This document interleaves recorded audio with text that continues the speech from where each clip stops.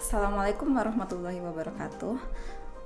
Di pertemuan sebelumnya kita sudah membahas mengenai penyebab inflasi menurut ekonomi Islam, yaitu ada dari natural inflation dan human error inflation. Sebenarnya kenapa sih kita harus menjaga supaya suatu inflasi itu tidak berlarut-larut dan berkesinambungan? Karena sebenarnya ketika inflasi itu dikendalikan, dampak negatifnya bisa diatasi.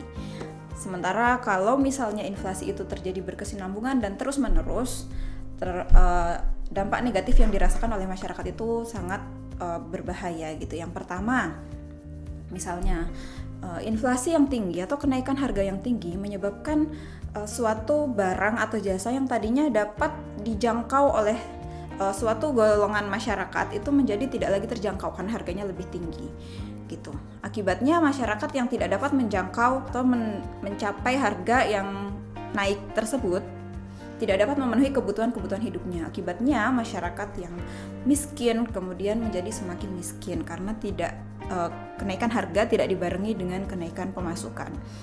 Kemudian yang kedua adalah inflasi yang tidak stabil atau tidak terkendali itu menyebabkan para pelaku ekonomi itu juga sulit untuk mengambil keputusan. Misalnya seperti tadi, ketika masyarakat itu berekspektasi akan terjadi inflasi menyebabkan perubahan keputusan mereka. Misalnya ketika mereka akan melakukan belanja tanpa ada ekspektasi inflasi, akan berbelanja sesuai kebutuhan. Tetapi ketika terjadi ekspektasi inflasi, apalagi ekspektasi inflasinya ini sangat tidak stabil, mengakibatkan mereka jadi tergerak untuk banyak melakukan belanja gitu. Akibatnya inflasi terjadi malah sebelum waktu ekspektasi inflasi itu. Kemudian perubahan keputusan pada masyarakat baik dalam konsumsi, tadi contohnya dalam konsumsi, kemudian investasi, masyarakat takut untuk melakukan investasi ketika mereka memprediksi akan terjadi inflasi.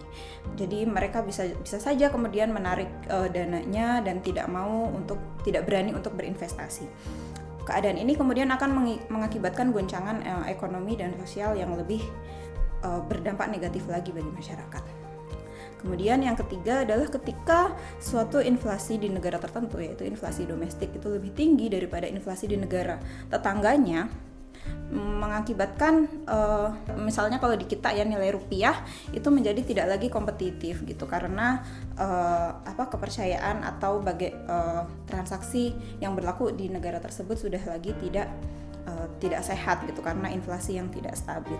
Maka itu inflasi ini harus dikendalikan, dan ketika terjadi inflasi yang cukup tinggi itu harus segera dilakukan deteksi dan dicari solusi-solusi bagaimana untuk bisa mengembalikan inflasi menjadi lebih terkendali.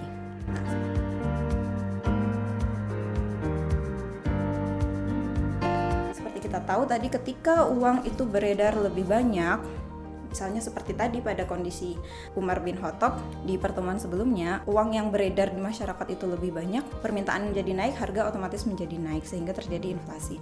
Maka menurut ekonomi Islam, pencetakan uang itu dilakukan pada tingkat minimal, yakni pencetakan uang dilakukan sesuai dengan kebutuhan dan tidak direncanakan atau tidak mengakomodir pencetakan uang untuk ditimbun.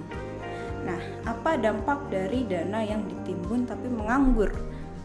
Masuk pada kebijakan yang kedua, yaitu diberlakukannya zakat atas dana yang menganggur. Seperti kita ketahui, ketika harta seseorang itu sudah memenuhi nisab dan haul, maka wajib dikeluarkan zakat, kecuali ketika dana itu digunakan untuk produktif, maka hasil dari pengelolaan uang tersebutlah yang kemudian dikeluarkan untuk zakat. Kemudian yang ketiga adalah menerapkan prinsip-prinsip kebijakan fiskal dalam Islam untuk mengelola APBN negara tersebut. Jadi dalam sejarah pemerintahan Islam, APBN itu sangat jarang sekali terjadi defisit karena memiliki prinsip yaitu pengeluaran hanya dapat dilakukan ketika ada pemasukan. Kemudian ada juga kebijakan fiskal lain yang itu tadi, misalnya zakat perdagangan itu didasarkan pada keuntungan, bukan per item barang, sehingga tidak menyebabkan kenaikan harga barang akibat ada elemen pajak dalam harga intrinsik barang tersebut. Kemudian Ada juga kebijakan lain yaitu berupa haraj atau pajak atas tanah berdasarkan pada produktivitas lahan tersebut, bukan berdasarkan zonasi seperti yang selama ini kita lakukan. Gitu. Selain itu juga pengelolaan negara yang tidak adanya praktek korupsi dan administrasi yang buruk juga sangat berpengaruh terhadap pengelolaan fiskal yang ada di negara tersebut. Gitu.